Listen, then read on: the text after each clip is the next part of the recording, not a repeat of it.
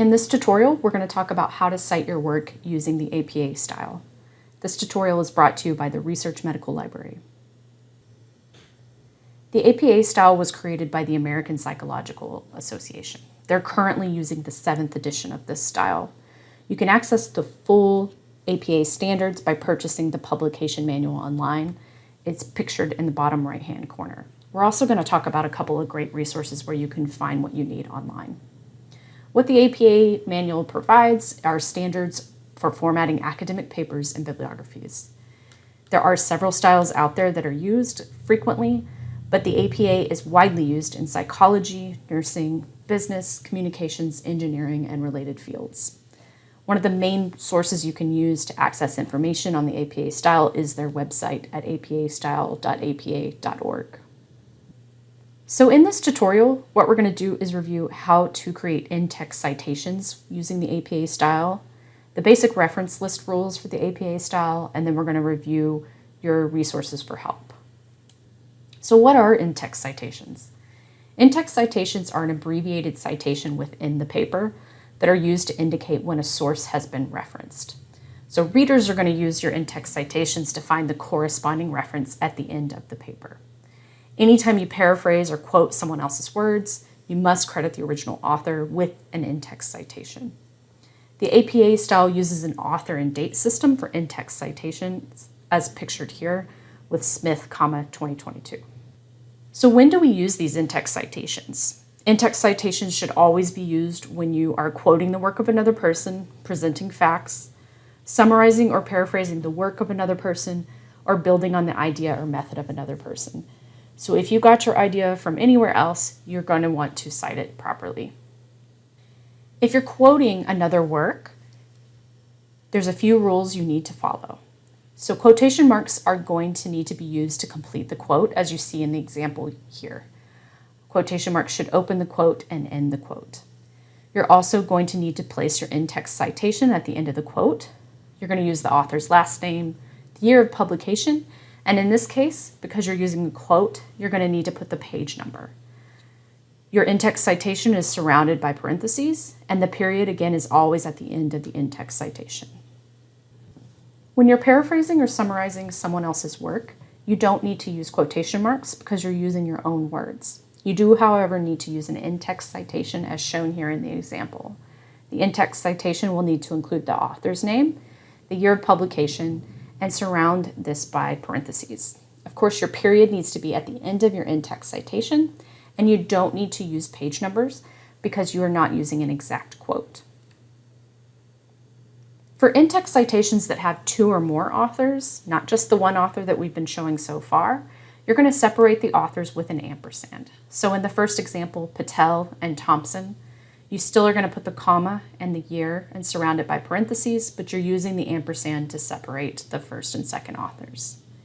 If you have more than 2 authors, so 3 or more, you're going to put the first author's last name. You're going to use et al. With a period and a comma and then the year, and surround these by parentheses. A few additional rules you want to consider when you're using authors' names in the text. You may want to indicate who the author was in the text by saying their name. In that case, you do not need to repeat the author's name or date at the end of the sentence. Instead, you're going to put the author's name in the sentence, put the year after it in parentheses.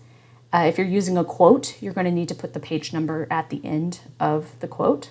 If you're not using a quote, all you have to do is put the year.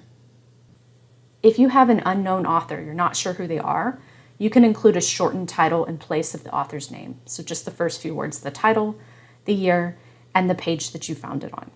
If you don't have a page number, you're going to put the author's name, comma, a year, another comma, and then you're going to put para and put whichever paragraph you found it in.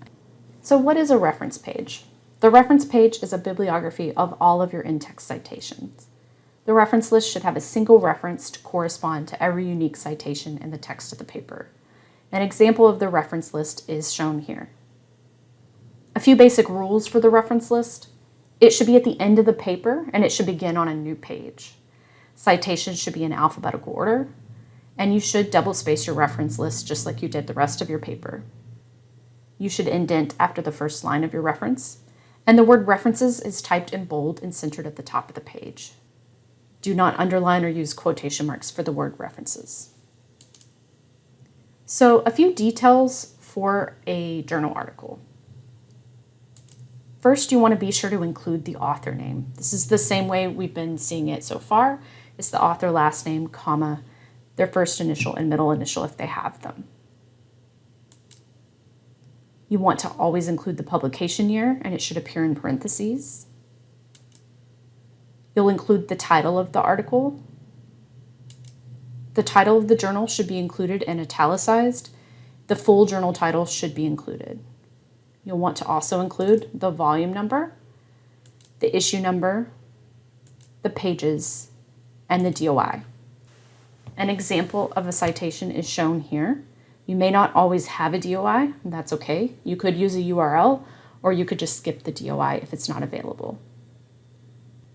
A few additional rules for reference entries. If the source is authored by multiple people, APA 7 wants you to list up to 20 authors, so all 20 authors if there's 20 on the paper. If you have more than 20 authors, you are going to list the first 19 followed by an ellipsis, which is the ... and the last author's name. Style author names using the last name, first initial, middle initial convention.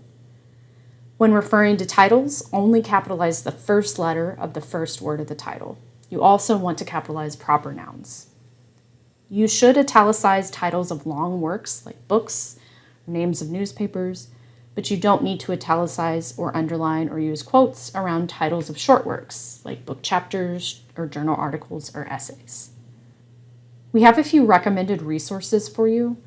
You can use the APA Style Guidelines 7th edition. You can purchase the book or review the guidelines for free on their website. We highly suggest using the online writing lab from Purdue University. It's well known as being the best resource for the APA style, and it's free to use. There's also some great APA style videos from Humber Libraries, which we will link to below. And of course, if you need help, contact the library. We're available by email, by phone, by chat. We can Zoom. We're here to help you.